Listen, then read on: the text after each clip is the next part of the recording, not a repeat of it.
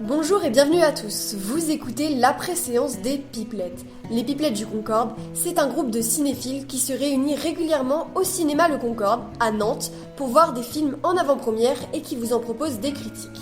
Je m'appelle Aurore et aujourd'hui on va discuter avec Nausicaa, Méline, Mélina, Maureen et Enora de Diamant Brut, un film de Agathe Redinger dans lequel on va être plongé dans la vie de Liane qui a 19 ans et qui rêve de devenir célèbre en intégrant une télé-réalité. Coucou mes bébés, grâce à l'émission vous allez vraiment m'aimer. Je suis un soldat et cette revanche on va la faire ensemble. Oui, Alexandra Ferrer, je suis directrice de casting pour la société Starshine qui produit des émissions de télé-réalité. Voilà, je vous appelle parce que la vidéo que vous nous avez envoyée nous intéresse beaucoup. Ce serait bien qu'on se rencontre. Vous me rappelez ? Je m'appelle Liane Pougy, j'ai 19 ans. Pourquoi tu veux faire de la télé-réalité ? Oh ça c'est ma collègue. Je vais devenir la Kim Kardashian française, tu vas voir. Ça je t'aime trop, elle me chavire. On vous fabrique un bagage pour que vous trouviez un vrai travail. C'est un vrai travail la télé, il y a des contrats, je vous signale. Je vois pas bien l'utilité de tout ça. C'est utile parce que ça fait rêver les gens. Elle fait 15 000 euros par poste. Sur les réseaux, elle se fait terminer H24. Il y a plus de mauvais buzz aujourd'hui. Mon destin, je le travaille, le reste c'est Dieu qui donne, frère. On est collègues de galère toi et moi. Je me rappelle de toi. Ça va là ça ? T'as fait le casting là. On commence déjà par t'habiller normalement, on dirait une Barbie. Regarde, il y a 50 000 personnes qui m'aiment, ok ?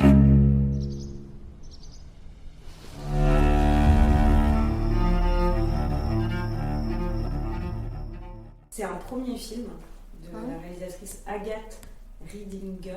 Ouais, premier film.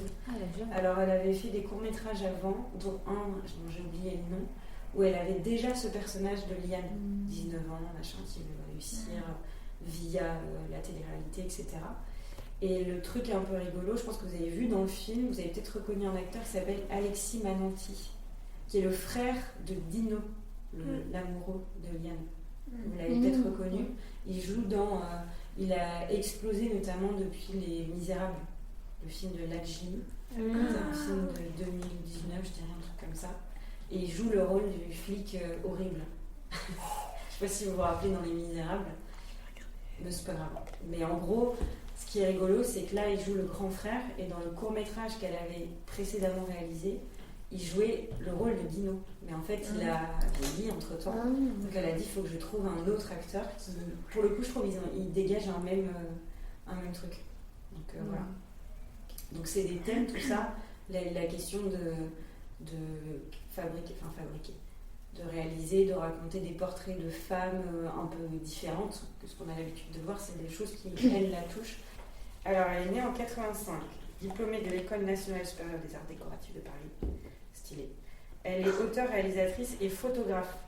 Et en fait, elle est rentrée dans le cinéma par l'intermédiaire de la photographie avant tout. Ce qui se voit un petit peu dans le film. Oui, d'accord. Elle expérimente différents types de narration entre excès et ironie, parfois délibérément vulgaire ou surréaliste, pour interroger une certaine vision du monde et parler de thématiques qui lui sont chères, telles que l'émancipation et la condition féminine. Elle réalise les courts-métrages J'attends Jupiter, c'est dans celui-là où il y a Liane dedans, puis Ève, tous deux sélectionnés dans de nombreux festivals.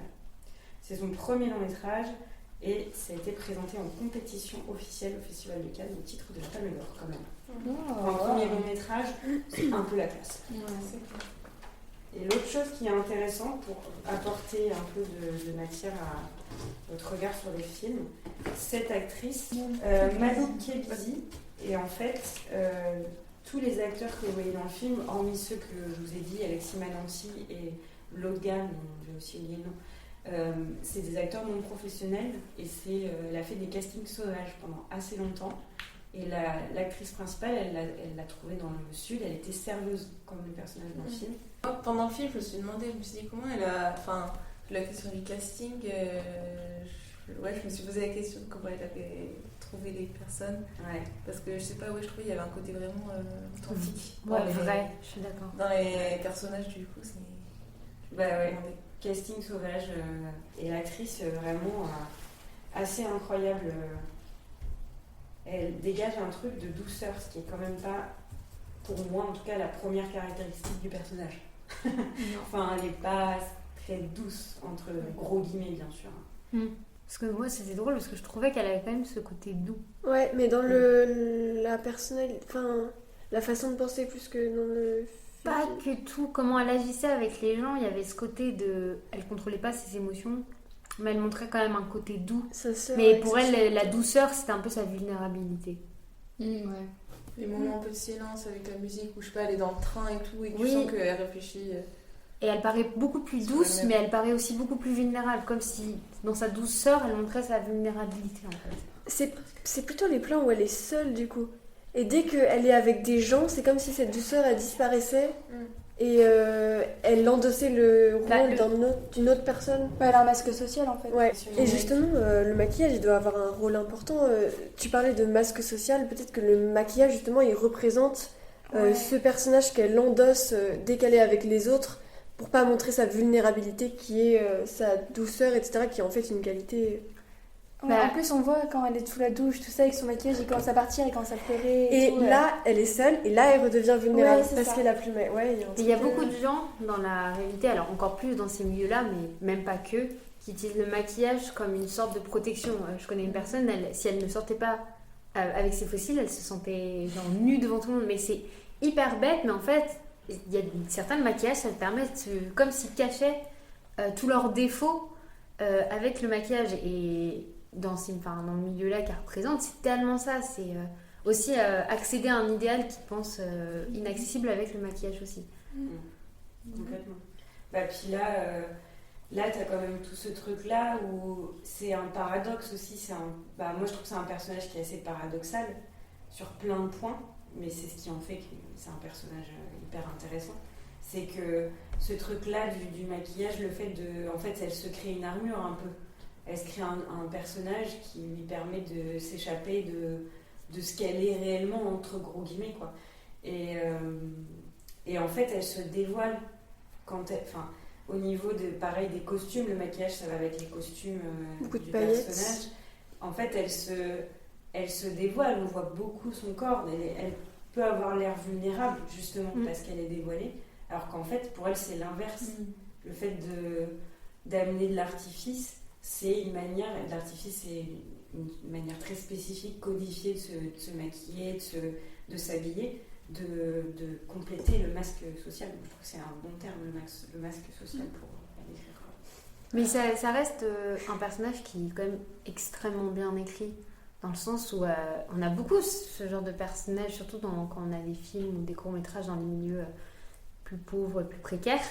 Et de base, on a quand même des femmes qui sont tout le temps en colère, ou on a un type de femme qui est beaucoup mise en avant, ou alors très maquillée, très vulgaire. Et là, on a un entre-deux qui, en fait, on se reconnaît presque alors qu'on connaît rien un peu. Il y avait ce côté de très vrai, en fait. On n'avait pas l'impression d'être sur un personnage qui était hyper codifié. Et ça, c'est rare, je trouve, des fois dans les milieux précaires. Moi, j'en ai marre de toujours voir les mêmes personnages et leur même façon d'être écrits. Je sais pas, c'est peut-être moi qui ai ressenti. Moi, ça me fait beaucoup penser au personnage d'Ella A, dans le sens où elle a 3 personnalités différentes. Une personnalité quand elle est seule, une personnalité quand elle est avec sa famille, et une personnalité quand elle est avec, on va appeler ça l'amour de sa vie, mais quand elle est avec une personne qu'elle aime vraiment. Et dans les 2 films, à chaque fois, il y a ces 3 étapes. Et à chaque fois, c'est une partie vulnérable quand elle est seule. Il y a aussi des plans où à chaque fois, elle est nue ou comme ça. Puis après, avec sa famille, elle est en colère souvent. Et après, quand elle est avec l'amour de sa vie, elle est encore plus sensible et elle se laisse aller. Mais je trouve que c'était pas tant que ça. Je trouve qu'en fait, elle agissait pas si différemment en fonction de qui elle était. Elle devenait très violente autant avec sa mère qu'avec ses amis, qu'avec la personne qu'elle aimait. Parce que sa colère, c'était une façon de s'exprimer et en même temps aussi de se protéger. En fait, elle veut être aimée, mais elle est incapable d'aimer. Et elle est incapable de recevoir un vrai amour.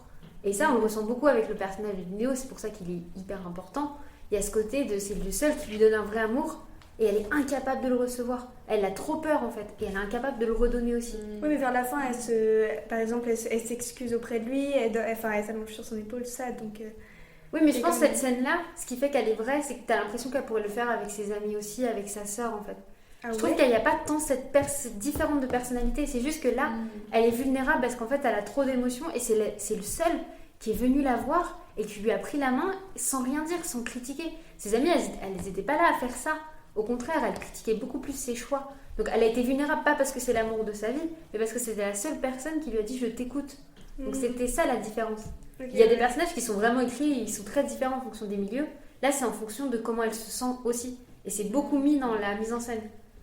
Après, moi je me dis, pour rejoindre ce que tu dis, sur la question de l'écriture, pourquoi, à votre avis, justement par rapport à cette vulnérabilité, etc., on sent, enfin je ne sais pas si vous ressentez ça comme ça, qu'à chaque personne qui vient l'aborder ou chaque regard qui se pose sur elle, elle a l'impression d'être jugée systématiquement. Enfin, en tout cas, elle a l'impression de ne pas être comprise et elle se construit cette fameuse façade parce qu'elle se dit les gens ne me comprennent pas, les gens me regardent, elle le dit dans le film aussi, les gens me regardent à chaque fois.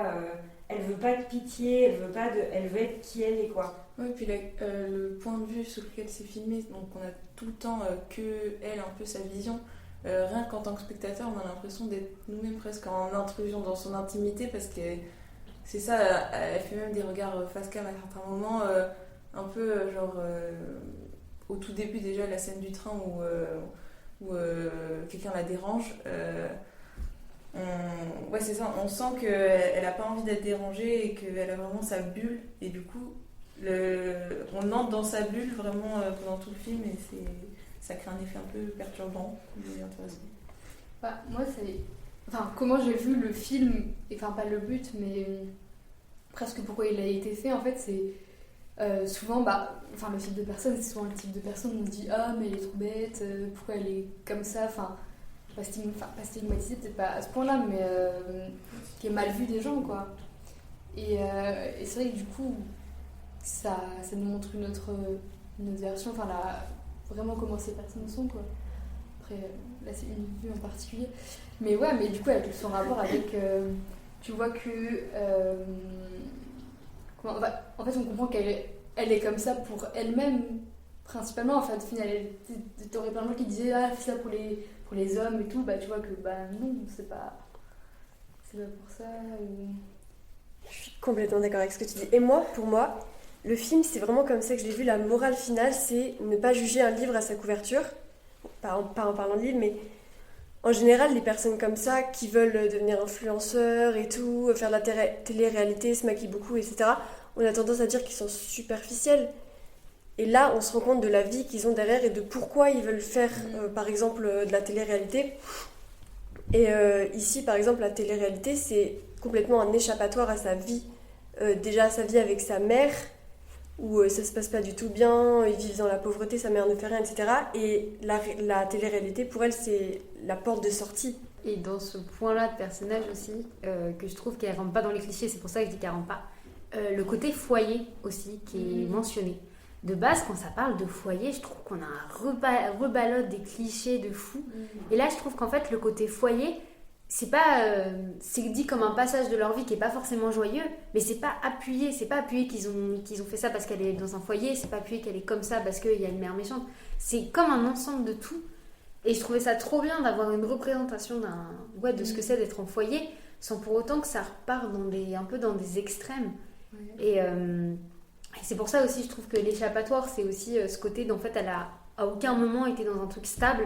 Et là, la seule chose qui est stable, selon elle, c'est d'être dans l'influence, parce qu'en plus, ça lui permet d'être aimée comme elle n'a jamais pu être aimée, quoi. Ouais, elle voit un avenir là-dedans, et elle dit à un moment, pour une fois que je suis bonne dans quelque chose, etc. Et pourtant, on continue à lui dire, mais c'est pas un vrai métier, l'assistante sociale, ou je sais pas trop ce que c'était. C'était conseillère d'orientation. Ouais, la conseillère d'orientation. Elle lui dit, mais ça, c'est pas un vrai métier, ça va pas durer, il faut que tu trouves quelque chose de stable, etc. Et elle, justement, à ce moment-là, elle se met énormément en colère, parce que... Oh putain, c'est fou, j'ai pas... Parce qu'elle a pas parce que pour elle, ce que les gens disent dans le futur, avoir un métier, c'est pas la stabilité en fait. Elle voit sa mère qui trouve pas de métier, elle voit les gens qui autour d'elle en fait qui n'ont pas vraiment un métier. Donc elle se dit en fait nous, je pense quand t'es dans un milieu où tes parents ils ont un métier depuis plusieurs années, tu vois ce que c'est d'avoir un métier stable. Mais elle voit sa mère qui ne fait rien et qui dit ah non mais moi je trouverai pas de métier, c'est pas de ma faute s'il y a rien. Donc quand on lui dit mais je veux te construire un avenir sur quelque chose de stable, elle comprend pas. Parce que pour elle, autant la stabilité qu'on lui promet, c'est pas une stabilité qu'elle voit dans la vie de tous les jours non plus. Puis c'est aussi qu'elle a pas envie de cette perspective-là.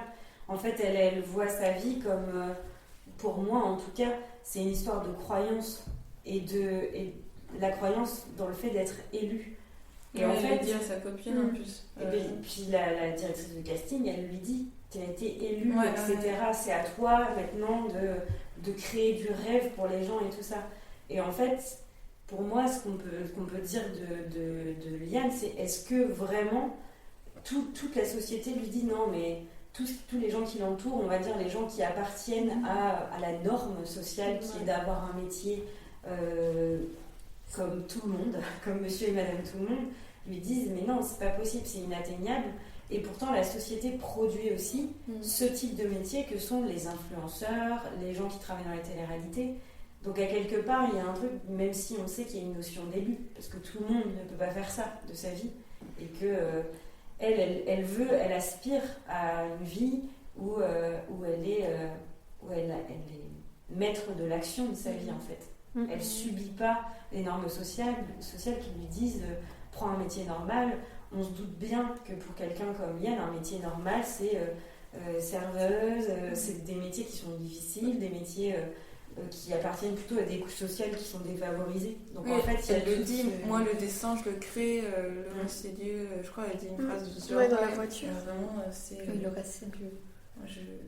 C'est hyper intéressant quand même. Mais c'est un peu. Ça rejoint le fait qu'elle se sent tout le temps presque attaquée en fait par les gens. Bah elle l'est. Elle l'est, c'est vrai. Mais même par ses amis, enfin pas par ses amis, mais même par Dino, enfin ou ce genre de choses. Et c'est dû au regard qu'elle a dû avoir depuis qu'elle est jeune, je suppose. Bah ça c'est expliqué par ce que sa mère lui a dit aussi. Oui, aussi. Genre là, par exemple, ce que j'ai bien aimé, c'est tous ces traumas qui expliquent sa personnalité, c'est discret.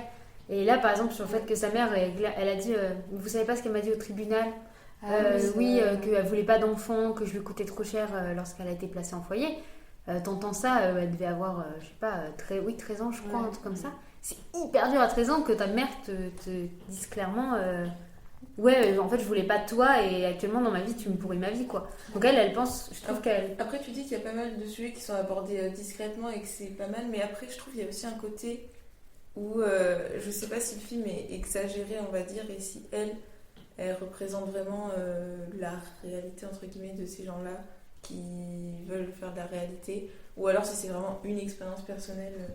Ça, je viens pas de la télé-réalité et ces choses-là, du coup je sais pas, mais autant il y a des choses qui sont abordées, c'est ça, discrètement et finement, on va dire, que ça c'était peut-être plus le côté exagéré. Je sais pas. En fait, il y a mis ce côté finement dans le sens où c'est pas exagéré. On n'a pas de moment où elle a été battue. Elle est pas dans une. On n'est pas dans une. Quand je dis c'est discret, c'était plus on n'est pas dans une exagération de la violence qu'elle a subie. Parce qu'on est sur des violences qui sont pas que verbales, c'est aussi très discret. C'est le fait. Je trouve que quand on parle de personnages qui sont traumatisés par leurs parents, on a tendance à aller sur la violence. Mais là, c'est de la violence psychologique qu'elle reçoit plus. Et qui est exagérée d'une autre façon, qui est exagérée par le scénario, qui est comme on suit elle, on suit aussi tous ses sentiments. Et en fait, des fois, quand on écoute la mère, on a du mal aussi à savoir si elle a tort ou elle a raison. Il y a le moment de discussion où on voit clairement la mère, alors que de base, elle est toujours un peu cachée, où on se dit, mais en fait, elle n'a pas si tort. Mais en même temps, elle n'a pas raison parce qu'on reste bloqué par les sentiments qu'elle a aussi. Donc, c'est plus ça, quand je disais ce côté discret, c'était ce côté de pas tout prendre dans les extrémités, quoi. Et puis, c'est vrai que il aurait pu avoir des flashbacks avec tout ce qu'elle a vécu pour que ce soit presque un peu pas pathologique, mais tu vois, revivre les traumatismes et tout, et pas du tout au final. C'est ça, elle disait pas, on comprenait sans quoi. Mais ça, je trouvais ça trop bien parce que du coup, ça te coupe pas. T'as toujours l'impression d'être à côté d'elle en fait, et d'être incapable de faire quelque chose pour elle aussi, quoi. Puis ça te propose pas une lecture obligatoire. C'est-à-dire que il y a un truc évidemment, quand on te montre un flashback avec quelqu'un qui subit des violences et tout ça, ça te met directement du côté de l'empathie, uniquement de l'empathie presque, et que je trouve que Liane, c'est quand même un personnage, je sais pas ce que vous en pensez, mais on évolue au fur et à mesure du film. On a de l'empathie pour elle, et à certains moments on se dit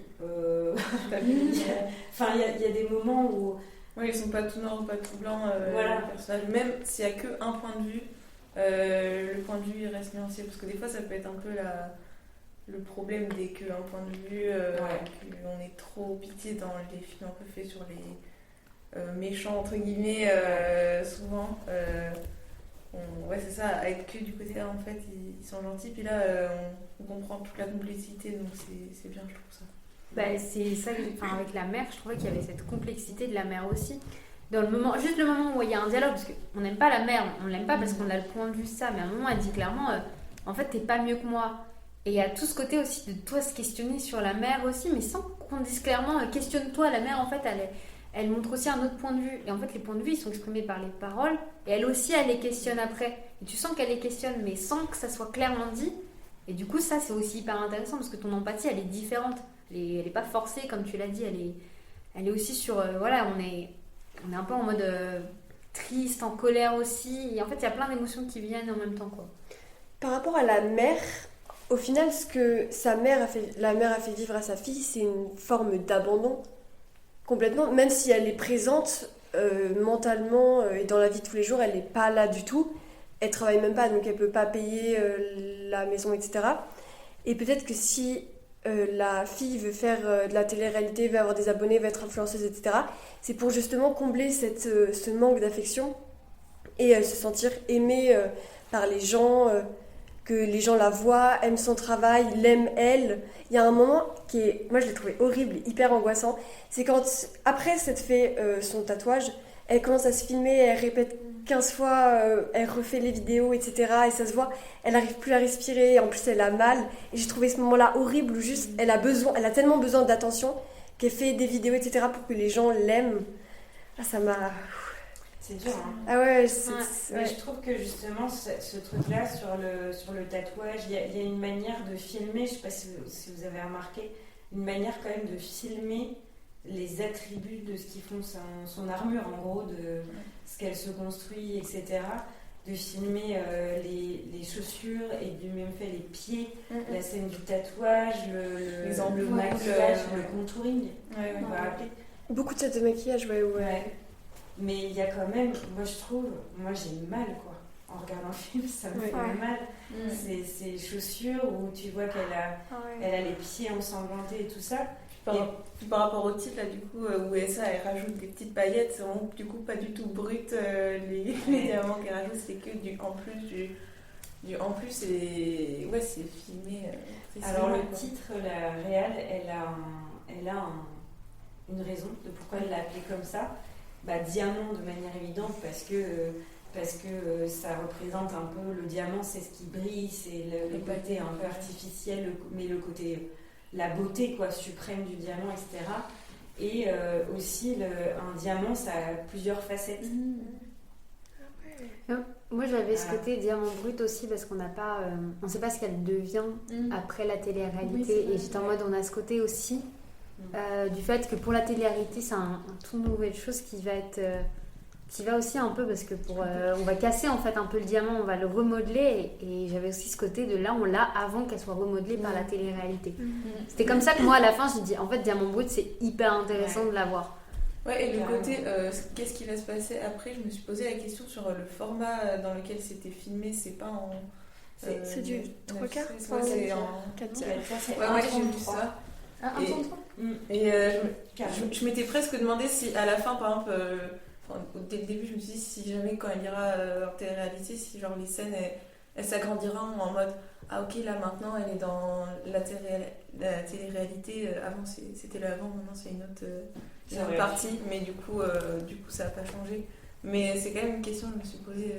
On est vraiment enfermé quoi avec ce format dans sa vision.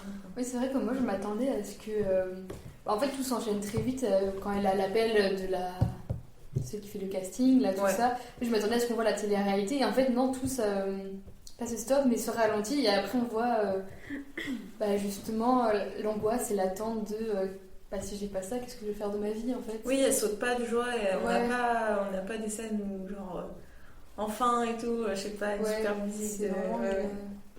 Mais ça c'était trop bien aussi. En fait les émotions elles étaient pas quand elle était en colère elle était pas que en colère, quand elle était triste elle était pas que triste, quand elle était joyeuse il y avait pas que de la joie, et ça se ressentait par les formats aussi. Et du coup tu te dis mais c'est bien parce qu'elle est contente du casting, mais aussi qu'est-ce qu'elle perd en faisant ce casting. qu'est-ce qu'elle... Enfin, quand elle est prise, qu'est-ce qu'elle perd aussi? Elle perd sa sœur, elle perd un peu son amour, etc. Il y a tout ce côté-là aussi où tu te sens qu'elle-même, elle se pose des questions. Et quand elle est en colère sur le moment, mais tu sens direct après qu'elle regrette. Et ça, je trouvais ça bien. Si elle a vraiment... des fois, je me posais la question si elle a vraiment tout le temps un recul comme ça. On sent que, oui, un peu, elle a des moments d'introspection, mais on sent aussi qu'elle est fondamentalement convaincue aussi au fond d'elle-même que c'est comme ça qu'elle va réussir. Et... Genre, par exemple, quand elle décide de se refaire peut-être les fesses ou quoi, on sent qu'il n'y a pas d'hésitation. Elle se dit vraiment, c'est ça que je veux faire. Enfin, sur certains trucs, elle a moins de... Sur certains trucs, elle a du recul sur ses émotions, peut-être, mais sur ses actes, peut-être moins, je sais pas. Ouais, je suis d'accord. Je suis déjà célèbre, je vais bientôt recevoir un appel, je vais bientôt jouer dans une télé-réalité très connue, donc allez-y, on fait des trucs... Mais après, ça c'est intéressant parce que ce que tu relèves, ça relève de... Il y a aussi toute une partie du film, je trouve, qui est, de ce point de vue-là, très intéressante, c'est celle des croyances. Parce que... Il y a les croyances religieuses, évidemment. Enfin, je veux dire, il y a quand même tous ces moments où elle donne des prières, elle dit des prières, où elle dit à Dino, tu dis ça va te faire obtenir ça, etc. Et il y a un espèce de rapprochement évident, je trouve, entre les croyances religieuses qui sont les plus répandues dans le monde et elle, sa croyance personnelle en elle-même et dans le système. Elle a foi en elle-même. Enfin, je ne sais pas ce que vous en pensez, mais...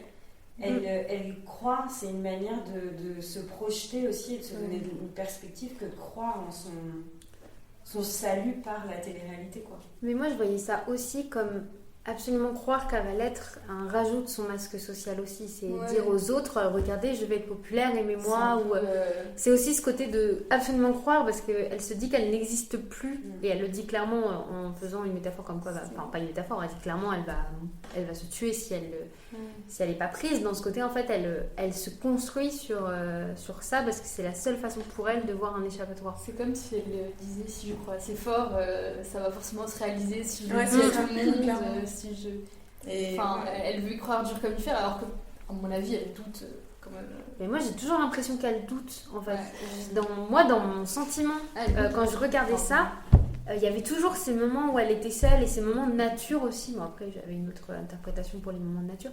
Où elle était, où en fait, elle se posait des questions comme si, même quand ça allait bien, et qu'elle disait que tout était bon, il y avait toujours ce moment, un doute qui restait en fait, comme si elle n'arrivait pas à être libre pleinement. Pour ça, il y a une scène hyper importante, il y a un plan séquence, un moment où elle n'est pas seule, et pourtant, psychologiquement, on voit complètement qu'elle est seule. C'est le moment où elle se fait interviewer par la directrice de casting, ou je sais pas trop quoi, et elle est debout, presque complètement déshabillée, elle reste droite, et le plan il se rapproche de plus en plus pendant au moins 2 minutes. Je sais pas. Et la main qui est stressée. Et à ce moment-là, et à ce moment-là, ça se voit, elle doute parce que la directrice de casting lui pose des questions comme vas-y, dis-moi, donne-moi un nombre, t'as déjà dû avoir beaucoup de conquêtes, etc. Et elle est là. Et oui, tu sais, tu vas devoir faire des histoires, etc. Et elle sait que c'est pas ses valeurs. Et elle sait que si elle est prise, elle va devoir changer rajouter encore plus de couches à son masque social. Bah, puis là, en fait, paradoxalement, c'est un peu le seul moment où elle joue pas un personnage. Enfin, où elle est vraiment dans la vulnérabilité de se dire. Elle n'intimide pas. Bah, elle est nue dans tous les sens du terme. C'est horrible, hein. Non, c'est clair. Elle est vraiment mise à nu où elle se retrouve dans une situation où elle n'est pas confortable non plus parce qu'elle rencontre quelqu'un qui est en maîtrise de l'univers dans lequel elle voudrait rentrer. Et donc forcément ça l'impressionne, et là tu vois que ça se craquelle en fait le vernis, que le personnage est hyper sûr d'elle, le fait elle joue un personnage quand elle dit à tout le monde qu'elle est prise au casting, et elle se voit déjà dans le truc quoi, et donc elle le fait croire aux autres aussi parce que c'est elle veut se révéler elle par ça quoi. Même moi j'ai presque cru, je me suis dit mais ça se trouve j'ai raté un truc et elle est vraiment prise. Si ça se trouve c'était genre une ellipse et au moment où elle a reçu l'appel, tellement elle est convaincante en fait quand elle dit aux autres que, enfin elle croit tellement fort que presque nous-mêmes aussi les spectateurs que ça va marcher. Bah moi au contraire. J'avais aussi cette impression de comment on manipule les jeunes à se dire qu'ils sont spéciaux aussi. Dans le sens où quand elle a appelé, on n'a que son appel, parce que du coup on n'a que son point de vue, mais j'avais aussi l'impression qu'elle pouvait dire ça à toutes les filles qu'elle a clairement. enregistrées. Oui, Et de se dire, en fait, ce genre de personnes tombent tellement dans ce truc de je vais être prise parce qu'on leur fait croire qu'ils vont être pris, en fait. Mais on était sûr de rien. Elle aurait pu dire ça à toutes les filles qu'elle croisait pour dire qu'on veut qu'elles gardent leur confidence, en fait. Enfin, leur confiance et tout.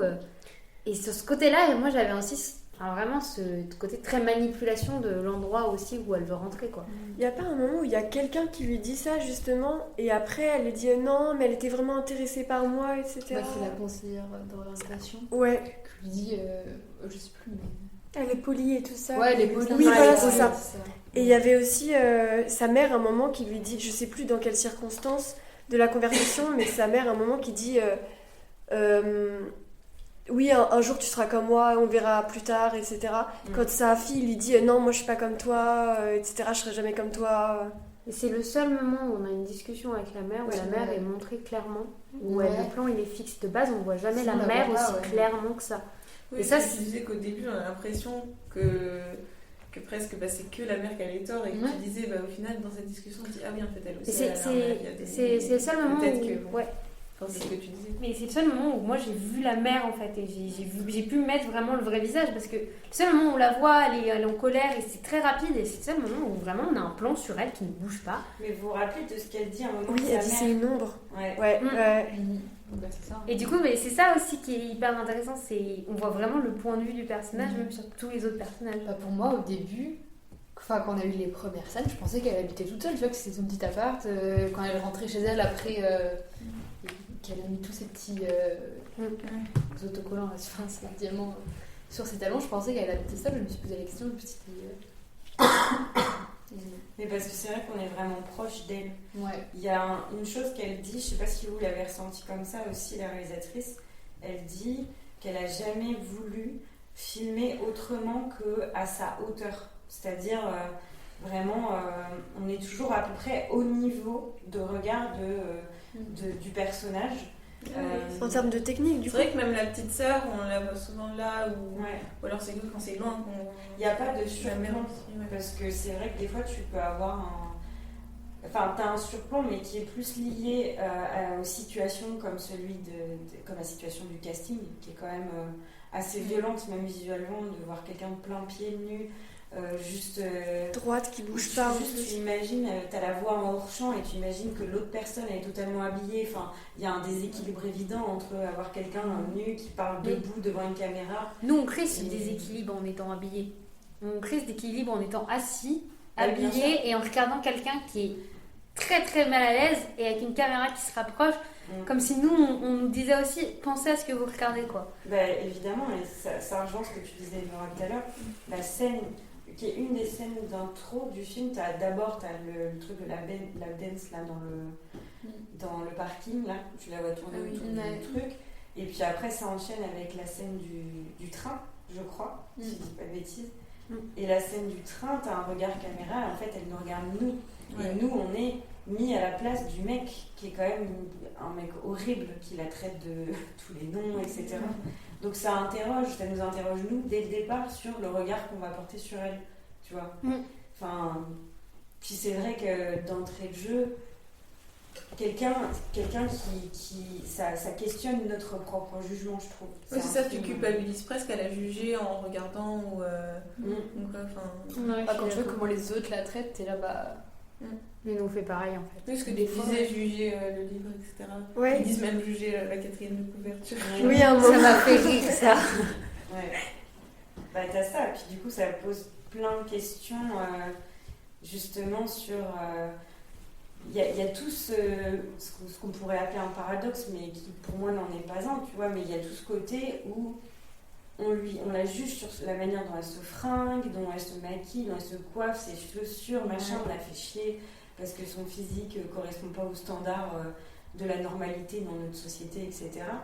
Et elle dit un truc hyper juste à sa mère, elle dit mais si j'ai envie d'aller twerker en boîte, qu'est-ce qui m'en empêche, tu vois, quitter pour m'en empêcher. Et en vrai, c'est une question qui nous est posée à nous. Qui on est pour juger quelqu'un qui a envie de s'habiller avec une jupe très courte ou avec un...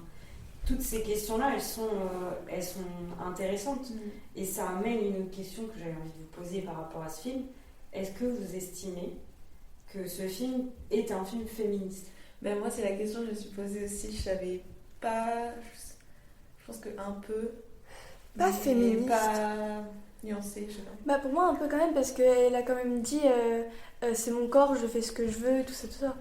Et je pense qu'un homme, enfin là on est entre femmes on va dire, mais peut-être que, je sais pas, un homme regarde un film ou une personne pas forcément sensibilisée au féminisme, peut-être que quelqu'un pourrait avoir tendance à penser ah bah c'est sa faute si elle se met dans cette situation. Je sais pas comment dire, mais vu que le personnage est nuancé, ouais c'est ça, quelqu'un qui se connaît pas forcément sur ce sujet-là on aurait des raisons de la critiquer, du coup je sais pas si c'est... Et aussi j'ai trouvé que ça, en fait tout dépend un peu aussi de la fin en fait. Moi je l'imaginais de deux façons, soit on allait avoir un truc un peu en mode elle se range mais genre elle va trouver un taf je sais pas au supermarché du coin tu vois, et au final c'est pas du tout cette route qu'elle emploie et donc il n'y a pas de jugement à dire elle a retrouvé le droit chemin entre guillemets, tu sais, elle continue à faire ce qu'elle veut parce que c'est ce qu'elle veut faire. Et au final elle atteint son but. Elle atteint son but. Mais en fait, tout à fait. Pour moi, ça c'est un bon film féministe. Si je devais le qualifier, c'est un bon film féministe. C'est pas un film qui dit les femmes elles sont comme ça. Parce qu'il y a un truc qui est tourné assez récemment, c'est dire regardez, moi je suis la seule femme qui a fait ça. C'est encore plus misogyne que dire que toutes les femmes peuvent le faire. En fait, il y a ce côté-là de dire pas de mettre un jugement ni un cliché sur les femmes, dire qu'elles sont tout le temps fortes, dire que voilà, on n'est pas sur une mise hyper en avant de la femme. Au contraire, on est sur un profil de femme qui est clairement dit comme elle a le droit d'être comme ça. Enfin, dans la scène dont on a parlé, elle dit que qui on est pour juger, mais elle dit surtout elle a autant le droit de faire ça que toi tu as le droit de travailler. Et elle a elle peut être aussi heureuse en faisant ça. Toutes les femmes sont pareilles et tout le monde est pareil. Et du coup, c'est pour ça que je trouve que c'est un bon film. Un film féministe aussi, parce qu'il y a ce côté de pas dire les femmes c'est comme ça, les femmes c'est forte, en fait le féministe il permettra de mettre vraiment en avant les femmes. Non, il y a ce côté là de dire mais chaque femme est importante. Le côté féministe de dire chaque femme fait ce qu'elle veut, oui, mais après il y a quand même un côté où elle est formatée par la société patriarcale, enfin tout le côté maquillage, le côté enfin vraiment son masque en fait elle le fait pas dans une idée je suis féministe. Oui, mais justement, ça critique ça. Oui, ça met ok, vous pensez que le maquillage et la façon de s'habiller c'est patriarcal, maintenant on va l'approprier à la femme. En fait, elle le dit à un moment, tu sais, quand il y a la fameuse scène lap dance avec les espèces de vegan dégueulasses, elle dit celui qui a la séduction, c'est celui qui a le pouvoir. Celui qui séduit, c'est celui qui a le pouvoir. En fait, l'appropriation des stigmas, les trucs. Voilà. Moi, je pense qu'elle se joue en se disant que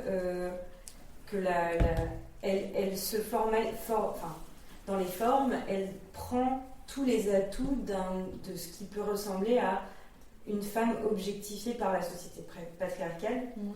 Mais elle inverse le truc en disant que c'est son choix de faire partie, de s'attribuer ces atouts-là, etc. C'est une démarche qu'elle estime être personnelle. Elle le fait pour personne, sauf pour elle-même.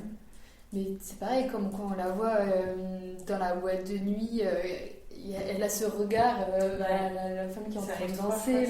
Oui, parce qu'il y a ça plusieurs fois. Et tu vois que c'est vraiment... C'est pas la vie de la femme qu'elle aime, c'est sa façon d'être, c'est genre les... Ouais, je sais pas, je l'adore quoi. Et son personnage, il n'est pas non plus d'un point de vue sexualisé, dans le sens où les scènes où elle est sexualisée. Non, dans le sens où quand on voit, si on voit son corps, c'est parce qu'elle le fait elle-même. On n'a pas cette caméra qui se met là parce que on veut une point de vue sur ses fesses ou sa poitrine. Il y a ce côté-là de elle est sexualisée parce qu'elle-même veut être sexualisée aussi. Oui, quoi. C'est ça, quand on voit ses fesses, ou c'est parce qu'elle est en train de les regarder. Ouais. Ou des trucs comme ça. Puis après, elle pose aussi une question qui est que la normalité veut qu'on soit plus couverte, et à quel titre, pourquoi. En fait, c'est ça aussi. C'est de se dire que la méfiance, elle est partout dans le social. En fait, c'est quelqu'un qui est assez courageuse parce qu'elle se fait emmerder à tous les coins de rue. On le voit, les types là, qui la suivent en scooter et tout. C'est oppressant. Moi, je pensais pas qu'elle allait s'en sortir quand je l'ai vue. Après, prendre un truc dans son frigo, je me suis dit. Mais il s'est passé quoi Bah oui, c'est ça. Elle a réussi à partir parce que dans ma tête, je pensais qu'il allait se passer un truc de beaucoup plus grave. Mais tu vois, c'est une forme aussi de prise de pouvoir par rapport à ce qui est censé être fait et censé tout ce truc sécuritaire de se dire si tu portes une jupe courte, t'as un danger dans la rue, dans l'espace public. Mais juste, c'est quand même grave de dire ça, tu vois.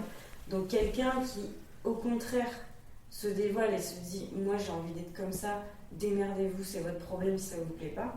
À quelque part, est-ce que c'est pas l'ultime échelon du féminisme et de la prise de pouvoir en tant que personne, pas juste en tant que genre, mais... Ouais, justement, je trouve qu'il y a ce côté-là aussi, nous envoyer des petits pics dans le sens où, là, on a tous vu pendant la scène des scooters, et je pense pendant la scène des mecs, de dire, mais elle va se faire violer, en fait. Oui.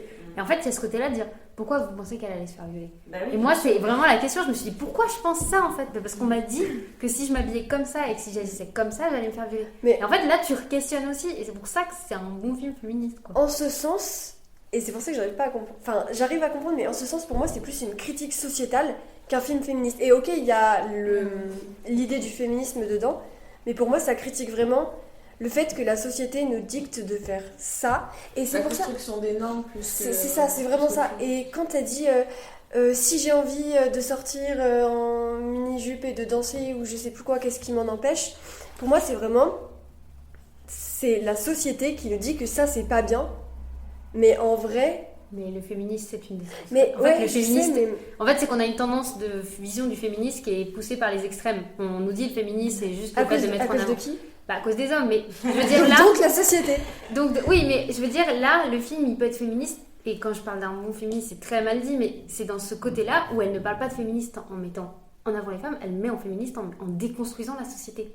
Et le féministe, il a ce but de base. Il a un but de déconstruire comment la société nous permet de voir. Donc quand tu dis que c'est pas féministe parce que ça déconstruit la société, t'es en train de dire que le féminisme, c'est pas une déconstruction de société, sauf que ça l'est. Oui, mais... je me demandais surtout c'était quoi le sujet principal. Mais les deux vont ensemble. Vous avez raison, toutes les deux en soi. Ouais. Et en vrai, c'est une question un peu biaisée parce que le féminisme, ça a plein de sens. On peut le voir d'une manière comme d'une autre. Il y a différents courants au sein du féminisme qui disent pas du tout les mêmes choses, y compris notamment sur l'apparence, sur la vision des femmes, etc. Mais moi, ouais, sur ce film-là, je pense que selon les courants féministes, il y en a qui diront que c'est féministe et d'autres qui diront que ça ne l'est pas. Moi, je pense que ça l'est dans la mesure... Enfin, c'est personnel, hein, c'est un avis perso, mais je pense que ça l'est dans la mesure déjà où... Déjà, d'avoir un film qui se place à travers... un regard qui veut être intimiste autour d'un personnage féminin qui est complexifié et qui veut avancer par elle-même, qui veut se définir par elle-même, c'est déjà, je trouve, assez poussé. C'est un film qui travaille dans le sens de reconnaître aux femmes leur droit de se définir. Mais est-ce que ça va avec le truc des croyances ou...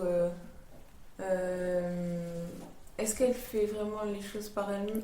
Est-ce qu'elle s'habille vraiment par elle-même ou est-ce qu'elle croit faire ça par elle-même ? Oui, je suis d'accord. Elle peut dire, oui, ça c'est ce que j'ai envie de faire, etc. Personne ne me l'impose. Mais ça pourrait être parce qu'elle est tellement codée mentalement par la société et ce qu'on lui dit de faire qu'elle pense que c'est par elle-même. Mais au final, elle est juste hyper manipulée. On l'est tous. Parce que, ben oui, mais justement. Et quand elle dit, oui, je veux faire de la télé-réalité, c'est vraiment ce que j'ai envie de faire. Moi, je pense que c'est pas vraiment ce qu'elle a envie de faire, c'est pas son objectif de vie, c'est juste la seule option qu'on lui a montrée, c'est la seule option qu'elle voit possible pour s'émanciper de tous ses problèmes avec sa mère, etc. Comme son tatouage, des trucs comme ça. Ouais, voilà, pour moi, c'est... Du début à la fin, elle est vraiment genre manipulée par la... Elle se dit elle-même, ok, j'ai fait ça par moi-même, j'ai réussi, j'ai eu du pouvoir. Mais d'un côté, tu l'as fait pour ta vidéo. Je pense qu'elle est jamais par elle-même. Vous dites ça en étant biaisée aussi. Mais parce que vous, c'est comme ça. Vous, on vous a dit d'avoir un vrai métier. Et elle, on lui a dit aussi d'avoir un vrai métier. Mais Tu sens qu'elle est un peu laissée. Elle a elle est aucune laissée, notion et je suis de ce qu'est d'accord. un vrai métier. Je suis Moi, d'accord, je mais il y a pense ce que- côté-là de nous aussi, on est biaisé par un côté de la société. En fait, c'est hyper compliqué de juger parce qu'aujourd'hui, on peut pas dire, en fait, elle fait ça pas forcément d'elle-même parce qu'on fait rien par nous-mêmes. Mais en fait, je pense que t'as sûrement un peu raison, Méline. C'est juste que je pense qu'il y a un côté où effectivement, c'est une question de perspective aussi. C'est que elle, on comprend, c'est tacite dans le film, on comprend que l'environnement social de là où elle vient, c'est sûrement une critique de la société, comme tu le disais au départ, qui n'est pas en mesure de proposer d'autres choses que moyen d'émancipation. Que de la télé-réalité. Après, le film ne répond pas à la question est-ce que la télé-réalité c'est bien ou c'est mal. Il pose pas de jugement sur ça non plus. Il y a quand même un jugement sur le type de personnes qui le font, dans le sens où la directrice de casting, elle est... Oui, les questions. Ouais, les questions, horribles. mais c'est pour ça que cette scène-là, le plan séquence où elle posait les questions, je l'ai trouvé horrible. C'est comme si on lui exposait. Enfin, la séquence est bien, mais. Oui, la séquence est géniale, mais je veux dire, pour elle, c'est horrible. Parce que c'est comme si à ce moment-là, on lui exposait ok, tu veux faire ça, tu veux faire de la télé-réalité, mais voilà à quoi ça va ressembler. Tu vas devoir laisser tomber certaines de tes valeurs parce que ça va pas coller avec ce que tu vas faire plus tard.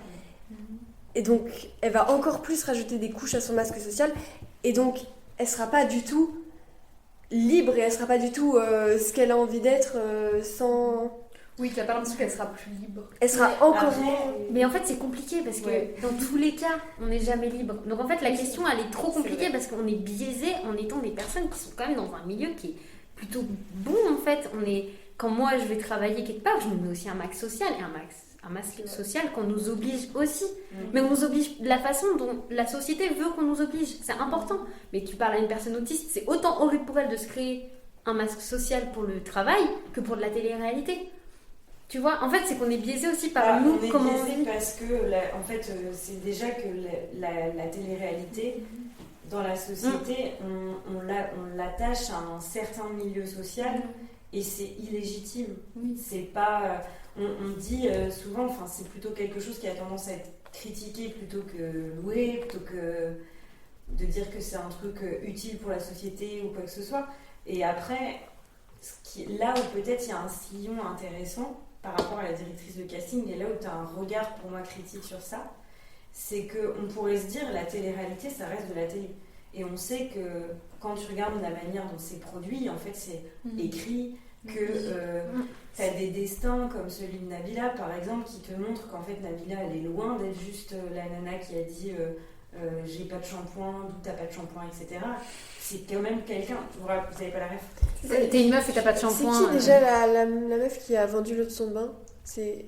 Non, c'est Elodie. Ah d'accord. Mais en fait, tu te rends compte que c'est des gens qui, en fait, pour la plupart, ont une stratégie d'adaptation aussi.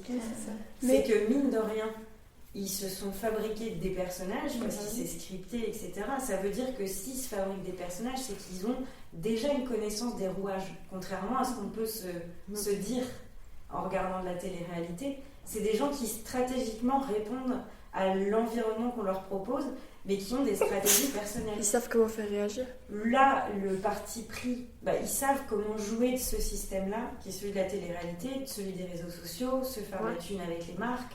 Elle a très bien capté. Elle vient dans le salon de coiffeur, elle dit à sa pote 600 € le poste, machin, etc. Elle a exactement capté le système. Oui, elle s'est dit. Et son fonctionnement. Comme quand elle va à la soirée, là, avec. Elle s'empêche une soirée où il y a des hommes, là, et ils lui montrent qu'elles font, elle se dit ok, je vais saisir l'opportunité parce que. Ouais, par contre, ça a un prix.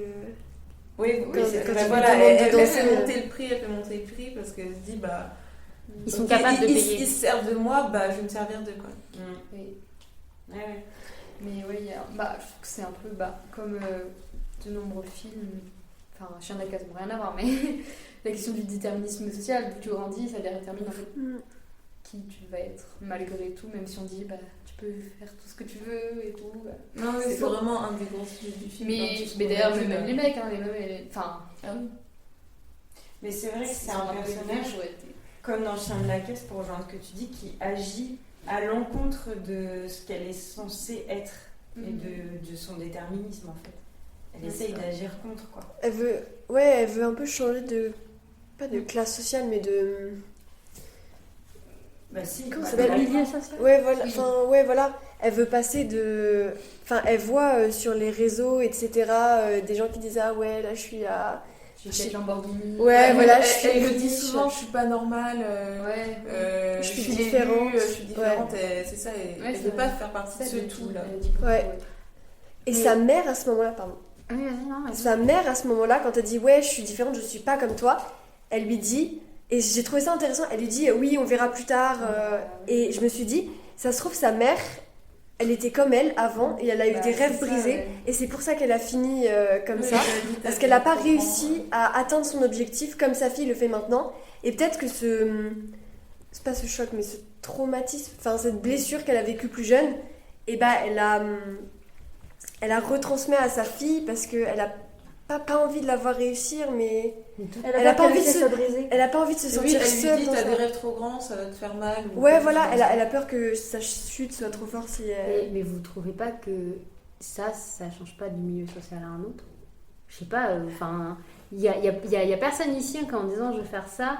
Il y a leurs parents ou des gens autour d'eux qui leur ont dit mais non, c'est pas un vrai truc. Oui, non, je veux dire ce côté-là de nous, en fait, on y pense parce qu'on a aussi grandi dans ce milieu-là où si on croisait une personne comme ça dans la vraie vie, on penserait pareil que tous les gens qu'on a critiqués en regardant le film, en fait. Et ce côté-là, il nous l'envoie des pics, le film. Il nous le dit complètement. Et il prend le parti pris de dire mais en fait, vous aussi, vous allez la critiquer si vous le voyez dans la vraie vie. Et ça, je trouvais ça hyper important aussi. C'est de se dire mais nous aussi, on construit comme ça. Je pense que quand on veut devenir acteur, il y en a beaucoup qui me disent ah ouais, mais... Alors qu'on a aussi envie de devenir élu. Et en fait, il y en a beaucoup, ils disent mais non, c'est pas possible, tu dois faire un vrai métier. Tu veux être réalisateur, je pense que tu croises des gens qui font ah ouais, mais c'est compliqué. Et nous aussi, on a ce rôle-là. Si quelqu'un nous dit un rêve, on va dire ah oui, mais non en fait. Et on grandit là-dedans et peu importe. Et ça, le film nous envoie des pics, il nous dit peu importe le milieu social. Pourquoi vous pouvez pas croire que vous êtes l'élu vous aussi? Je pense que la plupart du temps, on essaie plutôt d'être encourageant, à dire ah ouais c'est cool, j'espère que tu vas réussir et tout, mais au fond nous on se dit non, elle n'y arrivera pas, c'est impossible, la probabilité est trop faible, elle n'a pas les ressources nécessaires, etc. Mais on essaie quand même d'être encourageant, enfin sauf il y en a vraiment, mais pas tout le monde. Et même des fois dans ce que tu dis, tu vas pas forcément, en voulant être terre à terre, on n'est pas forcément encourageant aussi. Ah bah c'est sûr. Ouais. Et je pense d'autant plus dans les milieux comme ça quand même que les milieux... Ouais, parce qu'ils ont... Ouais, oui, la parce maman, que... elle a l'air quand même elle a l'air un peu cabossée par la vie aussi. Ouais. Et du coup, c'est difficile d'envisager sereinement la vie de tes enfants quand toi, t'as une vie qui, a priori, a l'air compliquée, etc. Et...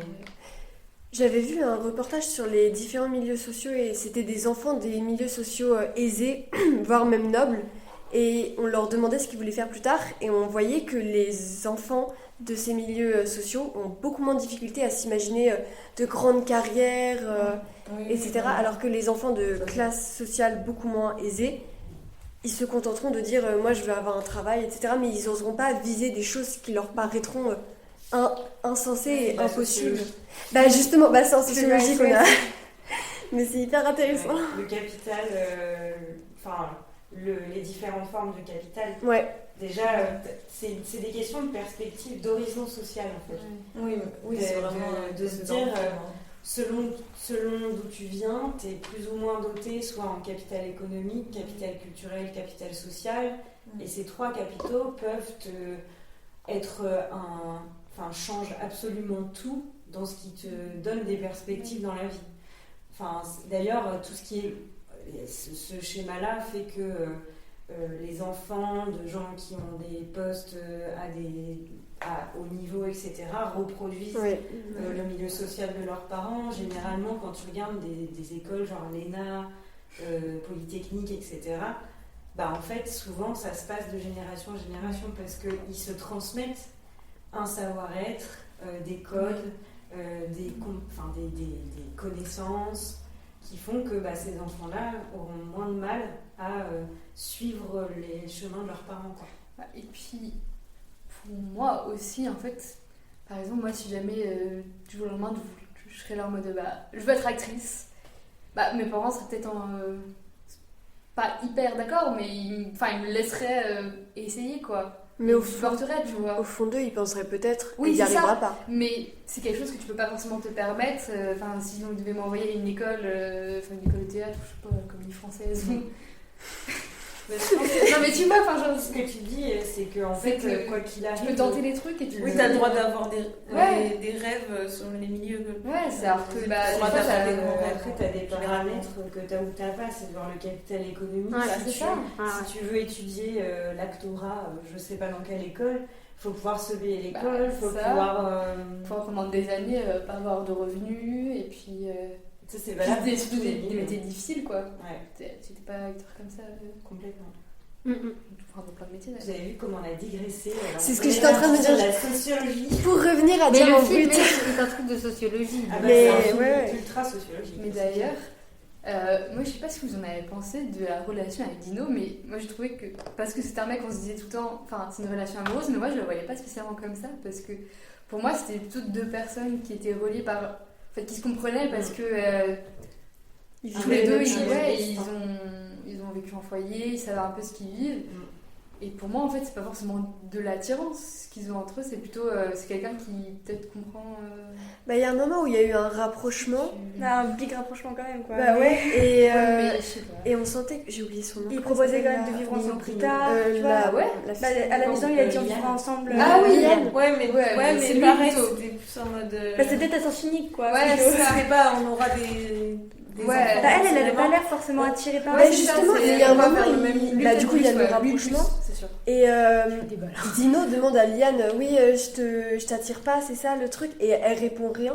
Donc soit elle-même elle sait pas, soit elle se le cache, ou enfin je sais pas, il y a un truc, mais je pense qu'ils ont juste voulu surtout nous laisser un peu l'idée qu'on voulait. Là ils nous ont vraiment laissé parce que après ça il y a rien eu d'autre, donc on s'est fini, on sait pas ce qui est devenu la relation. Oui, elle lui dit même pas au revoir et tout. Donc je pense que les deux, on peut croire ce qu'on veut, amitié ou amoureux, ça je m'en fous, mais en fait Dino était la preuve claire et nette qu'elle ne sait pas aimer et qu'elle n'arrive pas à être aimée. En fait il est surtout là pour dire de façon indirecte. Mais en fait, elle ne sait pas aimer et elle ne sait pas dire qu'elle a peur d'être aimée aussi. Oui, parce que quand elle dit c'est ton copain ou quoi, elle veut même pas le dire, genre au moins juste oui, je le connais, même si. Oui, et quand il dit je t'attire pas, elle fait. Et en fait, il y a ce côté de elle-même, elle se bloque et elle n'est pas capable de dire oui ou non parce qu'en fait, elle-même, elle se bloque dans ce que c'est l'amour. Elle ne sait pas ce que c'est et elle ne sait pas l'amour qu'elle n'a pas reçu. Quoi. Oui, c'est ça. D'où le rôle de la mère une fois de plus. Il y a quand même un truc où moi j'adore ce personnage de Dino là. Je le trouve super, je le trouve pour le coup bien écrit. Parce que faut s'imaginer que s'il n'existait pas, il y aurait que les gros porcs dégueulasses de la scène finale en tant que figure masculine. Ce serait quand même un peu compliqué. Je trouve que lui c'est un personnage qui est ultra intéressant parce qu'il fait partie des mecs qui sont sur les scooters mais au début qui la suivent et qui jouent aussi une certaine forme de masculinité, d'entre-soi masculin sur les scooters. On va suivre la nana, on va faire un truc de groupe machin et tout, mais que quand il y a les autres, quand ils sont seuls par contre il est une toute autre personne, d'où le masque social, et qu'il n'y a pas que Liane qui porte, mais au final tout le monde en porte un. Complètement. Mais lui, moi j'adore ce perso, je trouve, en plus j'adore l'acteur, je trouve qu'il est hyper bien et tout. Et en vrai, les scènes d'intimité plus ou moins, elles sont plutôt belles entre guillemets parce que déjà il y a une attention. Souvent les scènes d'intimité dans les films, des fois, c'est à peine si tu vois des regards échangés, on est tout de suite sur de la peau, du machin. Parce que là, c'est quand même les regards qu'on regarde et on a peur. On la voit, elle, je sais pas si vous vous rappelez, on voit lui qui vient sur elle, voilà. Et après, tu vois elle, juste ses sourcils qui font ça, qui font ce geste, qui se froncent comme si finalement ce qu'elle était en train de faire, elle n'a pas exactement envie de le faire. Et tu dis, oh là là là là, non, t'as pas envie qu'il aille plus loin, et il sauve le truc parce qu'il la regarde et il voit que c'est non. Puis, je trouve ça hyper intéressant. Puis elle le pousse et lui. Elle maîtrise le truc. Lui, il est aussi respectueux dans le sens où tu vois. lui dit est-ce que tu peux montrer tes seins, elle le fait, Mais tu vois, elle pourrait ne pas le faire. On est d'accord qu'on dirait une scène de gamin qui. Ouais, je suis d'accord. On dirait, pour moi, c'est un peu un truc comme tu t'es refait tes seins, j'ai envie de voir comment c'est, tu vois. Enfin, on dirait un truc de tu joues au docteur. Ouais, c'est ça. Et du coup, c'est presque, on dirait maladroit, des enfants. Enfin, ouais. c'est un peu bizarre. C'est pour ça que ça nous met mal à l'aise, d'ailleurs, je trouve. C'est vrai. Mais je trouve que c'est assez joli parce qu'au final, lui, l'introduction du gars, il est sur son scooter avec ses poteaux là et il agresse une nana. Et t'arrives à cette scène-là où en fait, c'est assez. Il y a plutôt de la douceur, etc., qui est en contradiction avec l'image qu'on pourrait se faire du Ah, il est respectueux au final en fait. Bah ouais. Est-ce qu'on pourrait dire qu'elle est pudique du coup dans cette scène? Non, c'est pas de la pudeur, c'est plus elle est pas, enfin elle est Parce qu'il y a plus de la non-confiance en elle et aussi de la peur de ce qui peut arriver après. Du coup, il y a un décalage entre cette non-confiance en elle qu'elle a et le fait qu'elle soit tout le temps sans vêtements. Dénudée, voilà ça. En fait, Qu'elle soit tout le temps dénudée et donc on pourrait croire qu'elle a énormément confiance en elle, etc. Et c'est là qu'il y a un décalage. Mais pour moi, en fait, c'est pas forcément. Enfin, j'ai l'impression que quand elle est nue ou quoi, il y a un peu un décalage entre son intimité et même quand elle est nue, en fait, tu la sens pas spécialement. Je sais pas, un peu comme si c'était une poupée Barbie, quoi. Si elle était complètement détachée de son physique. Ouais, c'est sa mère qui lui dit à un moment on dirait une Barbie. Ouais. Mais sa vraie intimité, c'est sa souffrance, qu'elle n'arrive pas à... Bah, si elle est vulnérable, quoi. Voilà, qu'elle n'arrive pas à partager ses patons, elle n'est pas physiquement vulnérable, pas tant, quoi. En tout cas, elle a l'air d'avoir assez d'assurance sur le fait qu'elle se plaise. Avec quelques modifications, elle a envie de refaire ses fesses, etc. Oui, mais du coup, t'as presque l'impression que c'est justement c'est artifice, tu vois, c'est pas... Ouais, je sais pas, c'est pas vraiment son intimité. Enfin, en fait, ça c'était une notion qui est très claire quand même. En fait, elle voit son corps comme l'objet. Oui, c'est ça. C'est-à-dire, c'est l'objet de son futur, c'est l'objet qui va faire. C'est pour ça qu'il y a aussi ce détachement. Si elle fait de la télé-réalité, c'est parce que son corps va être son objet aussi. C'est son objet de. Son idée de travail en fait. Et du coup, je pense que quand elle le change, c'est pas parce qu'elle se trouve pas belle, c'est parce qu'elle se dit il faut que je sois comme ça pour que mon travail, pour que mon futur travail m'accepte en fait. Et je pense que du coup, on n'a pas cette vision du corps de elle se fait la poitrine parce qu'elle ne se plaît pas. Parce qu'il n'y a aucun moment où elle regarde son corps et elle fait ah, c'est moche. Au contraire, presque elle le touche beaucoup. Presque, elle veut le garder, le trouver, continuer à le trouver beau parce qu'elle s'en sert comme objet. Mais mentalement, elle a voilà. C'est une projection de sa vision de la beauté aussi. C'est qu'elle a envie d'être belle, à son sens, elle a envie d'utiliser ses artifices, d'être la plus belle version d'elle-même, telle qu'elle voit la beauté en fait. Ouais, c'est un peu de ça. Pour construire une carapace, etc. quoi. Et est-ce que vous avez vu, parce que moi j'y ai pensé, je me suis dit la temporalité elle est pas mal, il y a une série qui est sortie sur Prime qui s'appelle Culte. Ça vous parle ou pas? Ah, sur Loana? Ouais. Je l'ai pas vu, mais j'ai parlé. Alors c'est sur la saison 1 du Loft, je crois, et il me semble que c'est des... Je l'ai pas vu non plus, mais il me semble que c'est une fiction en fait. C'est le niveau de méta. C'est une fiction sur les gens qui sont dans la télé-réalité. C'est genre le truc sur ces fameuses premières saisons du Loft et tout ça. Et je trouve que c'est sûrement intéressant à mettre en parallèle dans ce que ça propose de cette vision de la télé-réalité qui, pour le coup, dans le Culte, j'ai l'impression que tu es déjà dans le loft et tu vois comment ça se passe, le rapport à la production et tout ça. Mais Loana, c'est un exemple, c'est vraiment allié pour moi avec Diamant Brut. Vous voyez qui c'est, Loana? Vous êtes un peu jeune. En gros, il y a l'émission Love Story qui était, qui maintenant a bien 20 ans, je pense, un facile. Qui était une émission, le même principe que Secret Story en gros. Tu vois, c'est c'est la première émission de télé-réalité en France où ils mettaient des gens dans une maison qui était filmée H24, etc.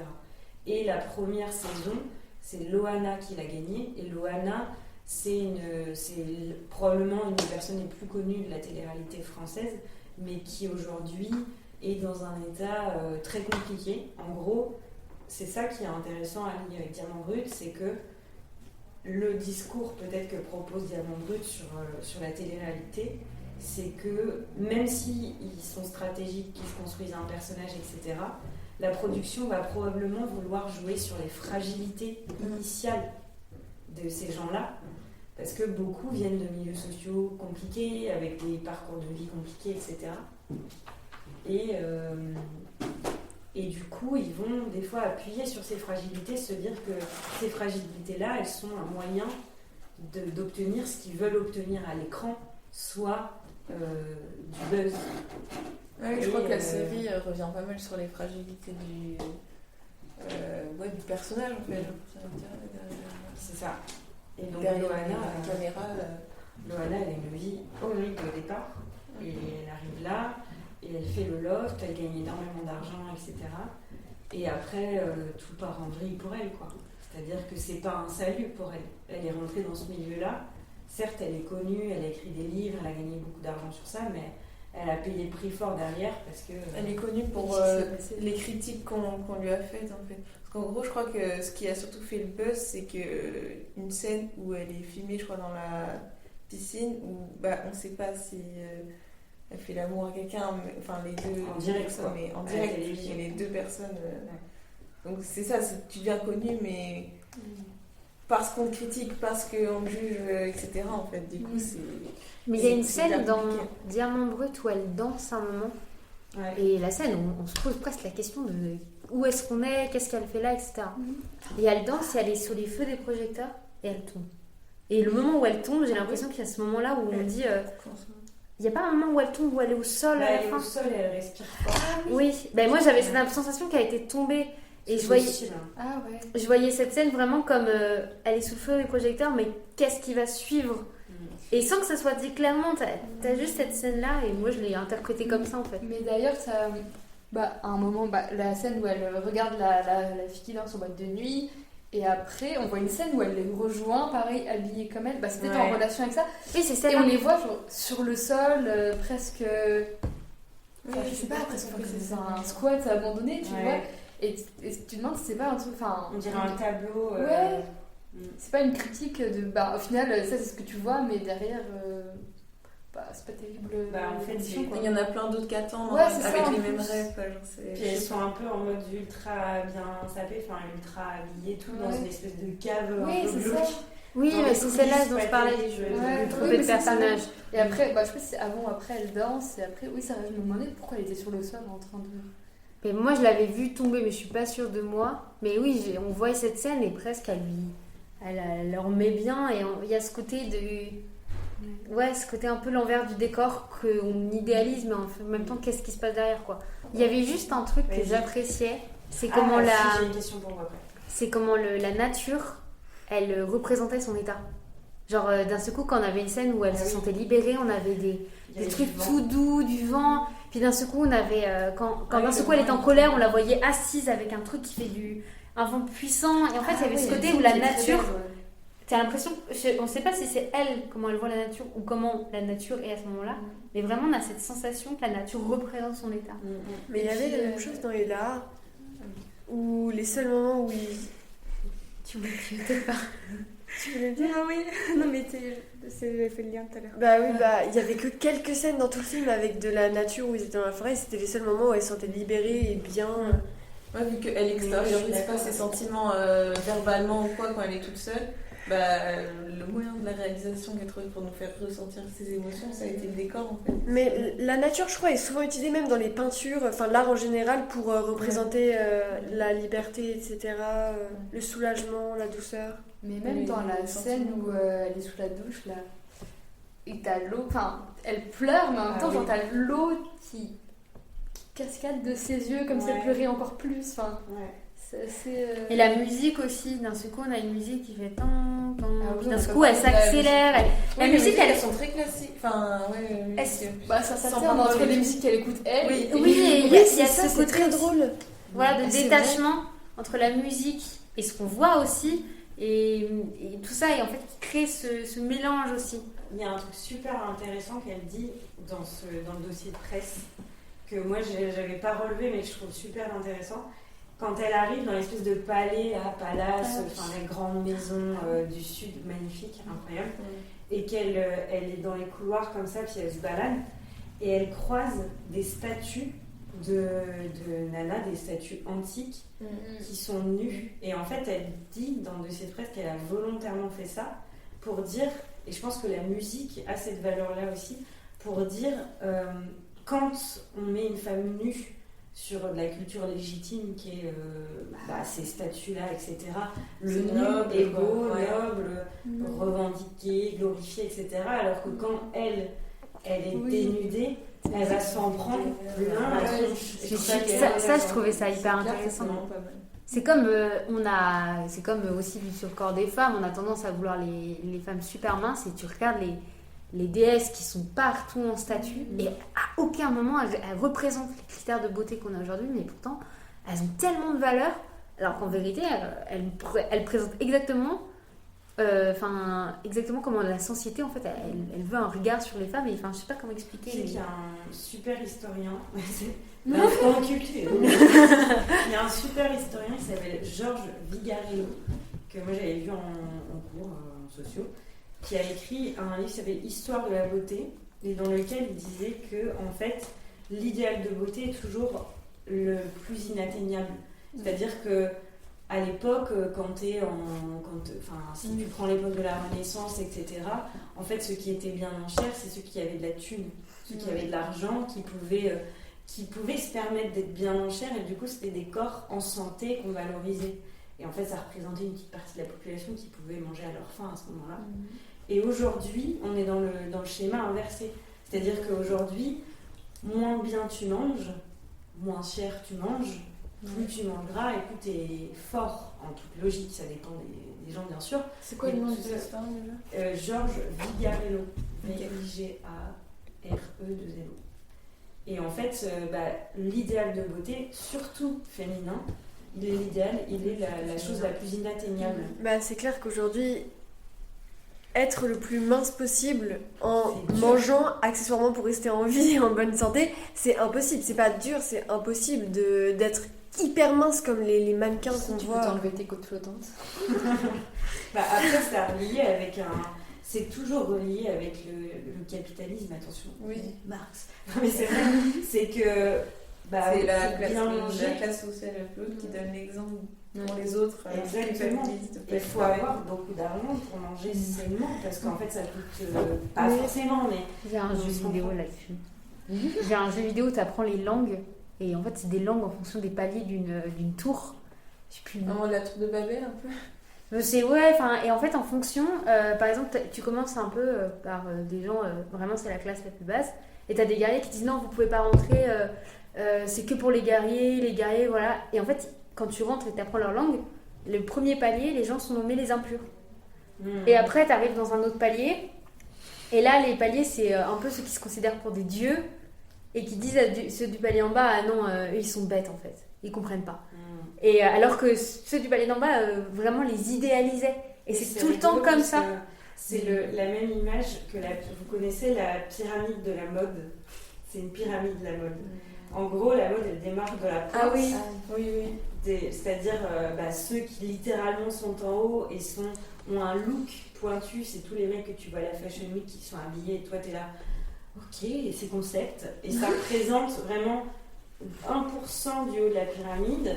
Ensuite, ça passe par les marques intermédiaires, grosso modo, les marques luxe, mais relativement accessibles pour le grand public.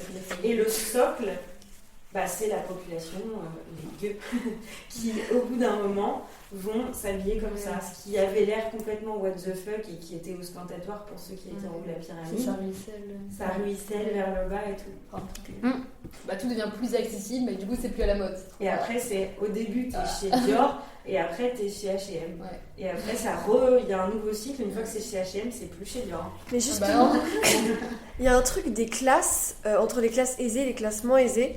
C'est les classes aisées, ils utilisent une stratégie de distinction sociale. Attention, en se montrant avec Dieu. Et en gros, quand ils veulent toujours être supérieurs dans ce qu'ils consomment, dans ce qu'ils sont, etc., aux classes inférieures.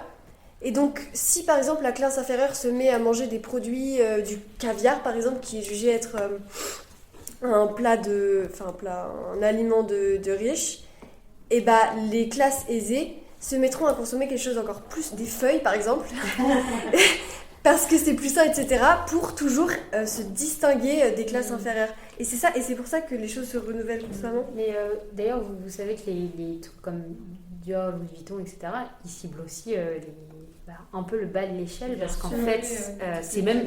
Ouais, c'est en mode projetez-vous dans ce qu'on vous donne. Et en fait, les gens vraiment qui sont hyper riches, alors pas les influenceurs, parce que les influenceurs...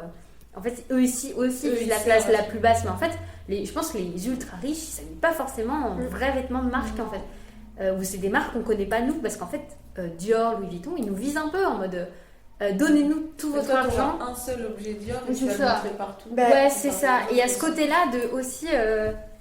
Dans la mode, il y a aussi ce côté-là de tu vas être privilégié si tu as ce truc-là. Portez du luxe et tout le monde verra que vous avez les moyens et que vous êtes une personne aisée et valorisée par la société. C'est vraiment ça le message qui qui est est rigolo aussi, c'est par exemple l'exemple du festival de Cannes où quand tu montes le soir les marches, il y a un dress code qui est obligatoire, qui est d'être en tenue de soirée, robe, costume, costard, machin, belles chaussures et tout. Les mecs, c'est obligatoire d'être en costume et avec des codes couleurs spécifiques, bleu foncé ou noir, pas autre chose. Toute la plèbe, les gens pas connus, ils respectent ce dress code, sinon ils se font jeter du tapis rouge. Si tu regardes les photos des montées des marches des Rostas à Cannes, t'en as beaucoup qui viennent en jean basket easy. Parce qu'en fait, eux, ils n'ont pas besoin de respecter les codes. Ils peuvent monter et ça traduit une chose, ça traduit je suis à Cannes, je suis chez moi, pas besoin de faire un effort supplémentaire. Donc c'est un autre processus ostentatoire que de dire moi je peux faire autre chose que ce qu'on demande de faire à la plèbe, c'est-à-dire de montrer une déférence dans le festival de Cannes en s'habillant bien et tout. Et c'est pour ça aussi qu'il y a eu toute une polémique par rapport au film là avec les personnes trisomiques ou handicapées, petit truc en plus, voilà, où il y avait où de base ils ne devaient pas monter, je crois, les Cannes. Que les marques ne voulaient pas les habiller. Oui, c'était ça. Ouais. Et ça, c'est tout ce côté-là de se dire, mais en fait, ils veulent pas les habiller parce que c'est la représentation un peu de ce qu'on ne veut pas être. Ouais. C'est affreux. Sur les textes, les commentaires.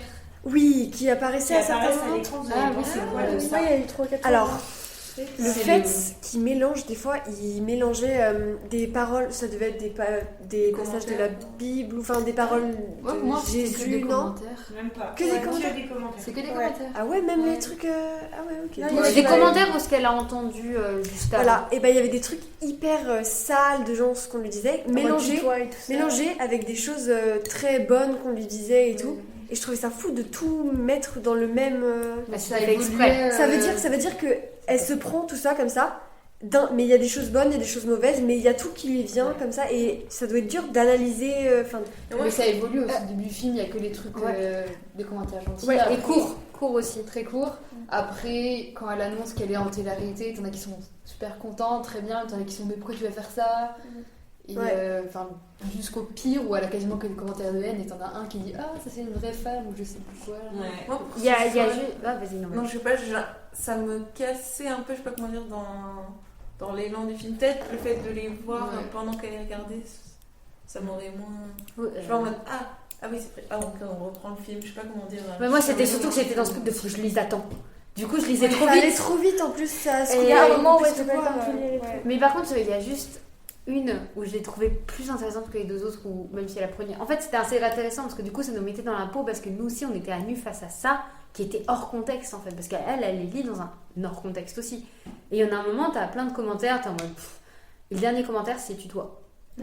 Et là, t'as peut-être pas eu le temps de le lire, mais quand tu le lis, surtout qu'on a, en fait, on a ce réflexe de lire rapidement en disant faut que je dise attends. Je me retourner pour vous regarder.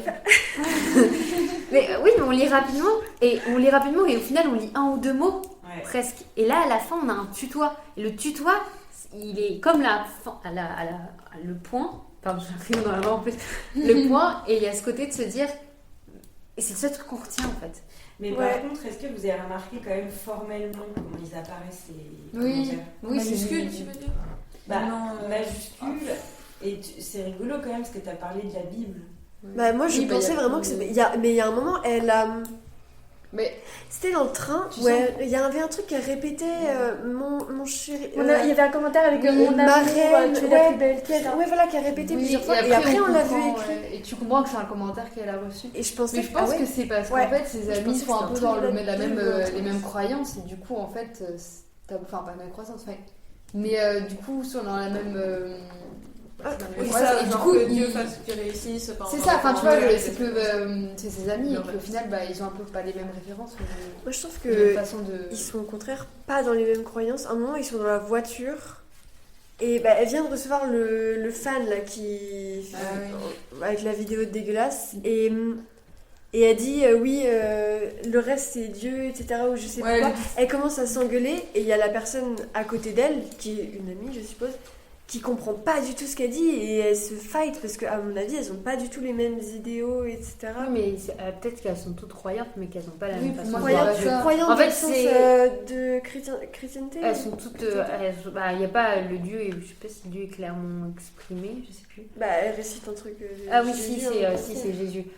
Du coup pour moi elles sont toutes là-dedans, mais le truc c'est que c'est pas forcément qu'elles aient les mêmes croyances dans le sens où tu sais que dans le christianisme, en vrai, quand tu crois en Dieu, il y a tellement d'autres branches que juste croire en Dieu, en fait. Ouais. Et il y en a qui pensent que Dieu... tu vois, il y en a qui pensent, par exemple, il y a un prêtre qui a été viré parce que pour lui, l'homosexualité, c'était pas un péché. Et il y en a d'autres qui disent, mais non, c'est un péché. Et il y a tout ça de se dire, mais ils croient en même Dieu, mais ils ont pas les mêmes... ils ont pas la même façon de penser. Un truc sur les commentaires, vous voulez savoir? Oui. C'est pas mal.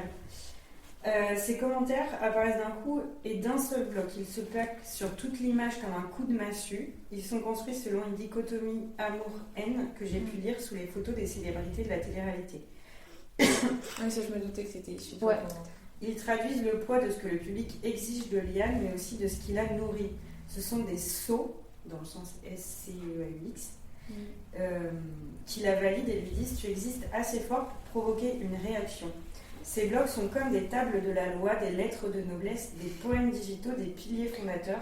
Pour toutes ces raisons, il était important pour moi que la musicalité des phrases décolle de la réalité, qu'il ne figure aucune abréviation ni faute d'orthographe, que la police de caractère ait des sérifs, que typographiquement ce soit impeccable. Oui, c'est on dirait un peu comme dans les temples grecs quand il y a des textes écrits là, dans des...